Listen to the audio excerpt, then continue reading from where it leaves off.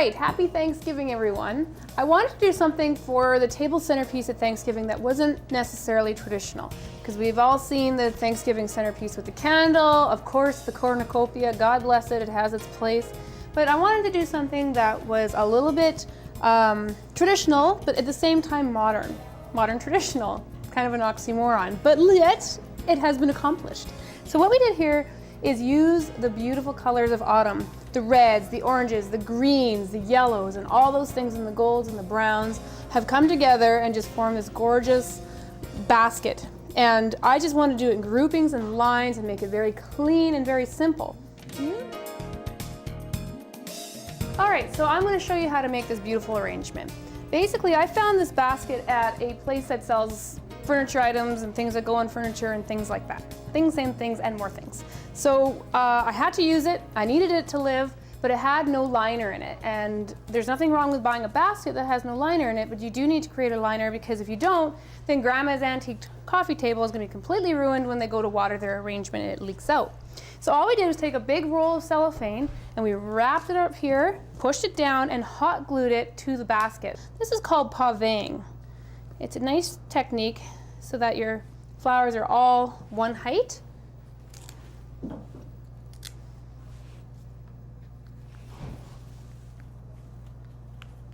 Now hydrangea, this is a mini hydrangea I got out of South America. This is such beautiful foliage that you could use this as well, and heck, maybe we will later, let's see. Nobody said I had to make it exactly the same, right? Right. And we're going to just start with the front this time. Take all the leaves off. For this particular one, and it was planned, I wanted to use flowers that were all kind of round in shape. And I found these gorgeous, gorgeous orange roses. I can't even begin to tell you how beautiful they are. So we're going to do a couple rows.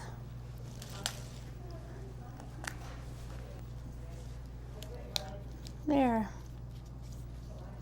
Like, what else do I have over here? I'm like getting all excited. I'm going to use maybe some of the Floral. Now I know that Floral is used mostly as a greenery, kind of a pre-green, after green, but I wanted to use it in a different way because it is a really pretty leaf, I find anyways. So I was using it kind of as a more of a focal point. I was trying to keep all the nice shiny bits here. Like, you could leaf shine it up and give it a little bit of zing that way. And I was keeping it so that all the shiny bits were facing the one direction, nice and tidy, like that. And again, this is where you could have used, if you wanted, let's do it. Oh my God, let's do it anyway. This is where you could even use your hydrangea leaves, because they are, like I was telling you earlier, they're a beautiful leaf. They're a beautiful texture. All right, and there we are. Doesn't that look nice? It's a little different than Floral, but again, it's about thinking outside the box a little bit and taking your imagination and giving it a shot. And you know what? If it doesn't work, nobody needs to know. I won't tell them. Okay, I think we need another color. I'm gonna start maybe with like a, it's so much to pick from. I get so excited. Let's try the Gerber daisies. On the other one, we have the Gerber daisies on the edge, but let's put them in the middle. Because you know what? They are a spectacular gerb. These here I used is a mini Gerber daisy, which is so cute. I can't tell you. I'm into mini gerbs and anemones this year. I don't know what it is, but I need them to live. So let's do a nice row of the Gerber daisy and really showcase them. Billy balls. I have to. I was so excited when they said I could get these in for me. Aren't they fun? I just want fun. I just can't get enough of them. So we'll do 2 rows of these as well. Let's go with the carnation. It's actually starting to make a comeback, and I'm really excited about that because the florists are finally starting to push the carnation. I know florists in the States are calling it the dianthus. So instead of, because that's the Latin name, so instead of going with the old school, they're doing the dianthus. And the longevity of them and the smell of them, you can't go wrong. So they're finally starting to come back into season. So now I want to do something a little bit different here with sunflowers, right? Because I was saying earlier, they have these great nets on here, right, to help protect the sunflower. But sometimes it happens with gerbs too, where it comes in and the petals are damaged. What do?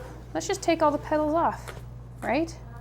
And you're left with this beautiful pod and a totally different texture. Kind of gives it a whole new look. They are so big, they're great because they take up so much room in your arrangement. And I think I'll do now a row of hypericum berries. This is because the color is fantastic. Green hypericum would look fantastic in this as well. Actually, any of the hypericums, because they all come in those beautiful fall tones. Right, and I'm taking the greens off in this case because I really don't want the greens to be seen. And this will take up pretty much a whole bundle of the hypericum, which is fine.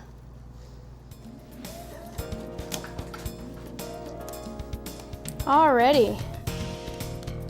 Oh, that's looking absolutely beautiful. Okay, I have here as well some beautiful Yoko Onos. Rustle, rustle, rustle. And they are fantastic as well, just to do the same thing. I'm just going to do a little grouping of them here. I mean, you could do a nice row too if you wanted as well. Oh, they are a beautiful color.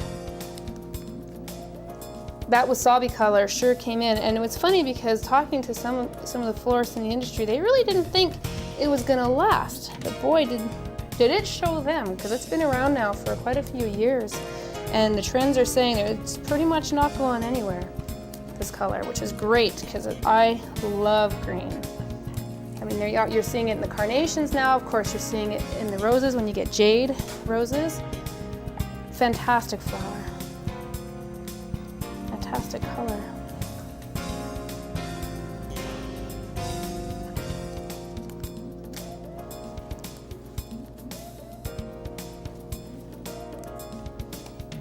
Just gonna pull it down and do the whole side, I think.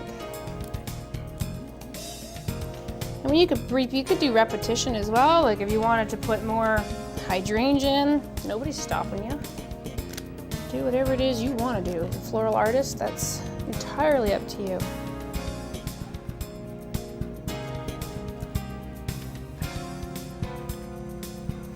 Oh, these smell so good. You know, seriously, somebody, I've said it before and I'm going to say it again, somebody needs to invent scratch and sniff TV. I'm stuttering, it's so nice. And I'm not a stutterer, I always know what to say. The problem is getting me to shut up. I know, I'm by myself laughing. That's sad.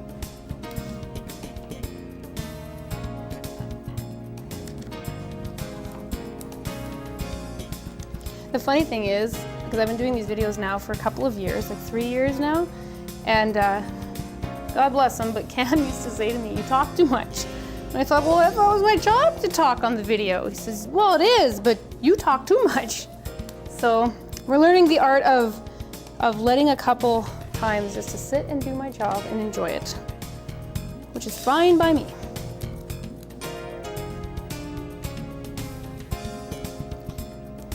So this is going to take the whole bundle pretty well of Yoko Onos, almost. Oh, this isn't it. Can't you just see it on your table? Because I see it on my living room table this weekend. So, you know.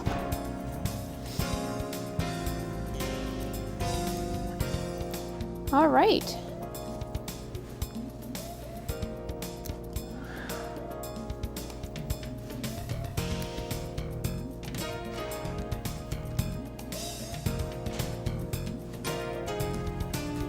I think I knocked one out. Sorry, little fella. He got left behind. Poor thing, after I just said that.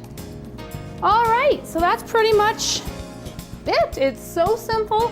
Little time consuming if you're gonna make it this big, but again, make it half, make it square, make it round, do whatever you want. But at the end of the day, use your imagination and have fun. Happy Thanksgiving.